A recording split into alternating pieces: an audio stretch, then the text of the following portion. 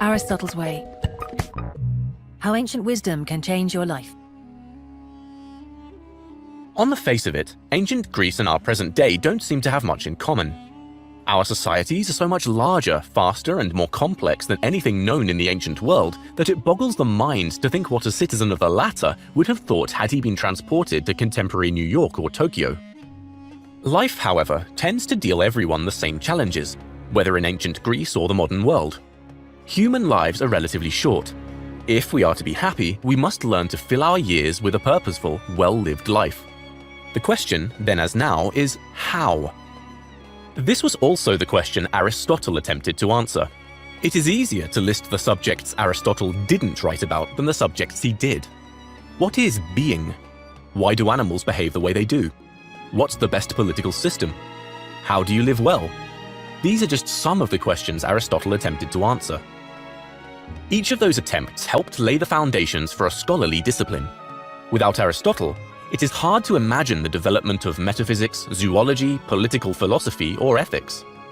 Sure, this is an intimidating resume, but late bloomers take heart. All the work he is known for was produced later in life. But before we jump into some of the intricacies of his work, let's pose a different question. Just who was this extraordinarily prolific and influential person? Aristotle was born in 384 BCE in Stagiria, a city-state in northern Greece. His childhood was disrupted in his 13th year when both his father and mother died. This was a time of great turbulence in the Greek-speaking world, and Aristotle was uprooted by the increasing military strife. At the age of 17, he arrived in Athens, ancient Greece's center of learning and culture. There, he enrolled in Plato's Academy, the first university in the Western world. Aristotle spent the next 2 decades learning from Plato, the greatest philosopher of his day.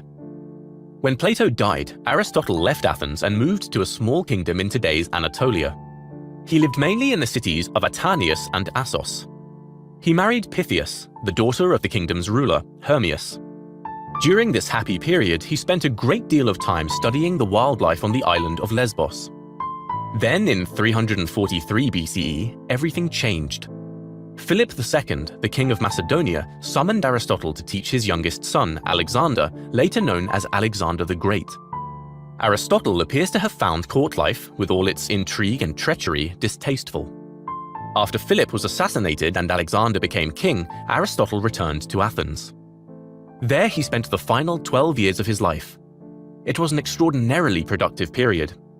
Every work for which he is remembered, not to mention the 130 texts that have been lost, was written during this golden period. The philosopher Robert J. Anderson wrote, "There is no ancient thinker who can speak more directly to the concerns and anxieties of contemporary life than Aristotle." Anderson was right. Neuroscientists have shown that we make thousands of decisions every day. Most of these, however, are relatively inconsequential. What to eat for lunch, say, or what to watch on Netflix. These decisions require little serious thought. Other choices are weightier. Questions like when to settle down with a partner, whether and when to have kids, or whether to get divorced shape the course of our lives and determine our happiness. These decisions require careful consideration. So how do you go about answering them? Well, Aristotle might not have the answers to our specific quandaries, but he does have a lot to say about how to approach these decisions. Aristotle believes that making good decisions is a key part of living a good life. From all of his works, it is possible to extract a formula for effective deliberation. This formula boils down to 3 rules that can be applied to all important decisions. The first rule: don't deliberate in haste. Impulsiveness, Aristotle suggests, has no place in deliberation.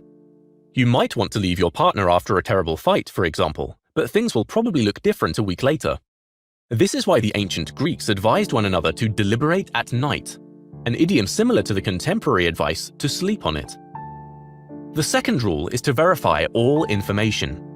If you hear rumors that your husband is cheating on you, it's vital to remember that a rumor is not a fact, and may well contain malicious misinformation. Before acting, you should attempt to verify. Hiring a private detective to shadow your spouse may be a little melodramatic, but Aristotle would have appreciated your determination to establish the facts. Of course, you could always just ask your partner directly and see how he responds. Verifying information is closely related to the third rule: Consult experts. Would you get on an airliner piloted by someone who had never flown a plane in his life? Of course not. This is sound intuition, and it's worth remembering the next time you find yourself caught on the horns of a dilemma. As Aristotle says, if you're not an expert on a particular matter, find one to consult. But we should also be careful with people who pose as experts.